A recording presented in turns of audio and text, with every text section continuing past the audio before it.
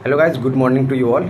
सो guys, आज के video में हम लोग आईएस कोड के ऊपर डिस्कस करने वाले हैं। आज हम जानने वाले हैं कि सिविल इंजीनियरिंग मेनली कंक्रीट और सीमेंट के लिए कौन कौन से आईएस कोड जरूरी है जो हमें पढ़ना होता है और उसे फॉलो करना होता है जब भी मटेरियल की टेस्टिंग करें।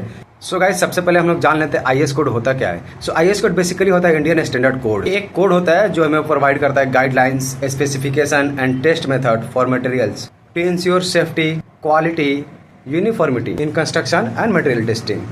फॉर एग्जाम्पल के लिए हम लोग देखते हैं कि हमारे पास जो रेनफोर्समेंट और प्लेन सीमेंट कंक्रीट के लिए आईएस कोड होता है 456/2000।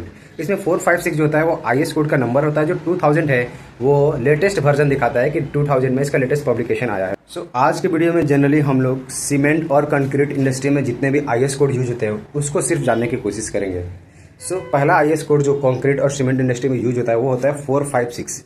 ये क्या होता है? ये गीता की तरह है। मतलब सिविल इंजीनियर अगर आप कर रहे हैं तो ये कोड आपको पढ़ना ही होगा, जानना ही होगा कि इसके अंदर क्या क्या चीजें दी हुई है। और जो दूसरा कोड आता है IS 10262 जो हमें बताता है guidelines for concrete mix design. Another IS code which is for specification for coarse and fine aggregate, वो आईएस कोड है आईएस कोड 383/2016।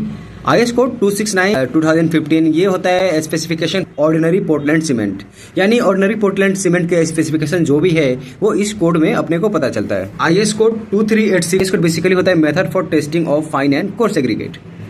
IS 2386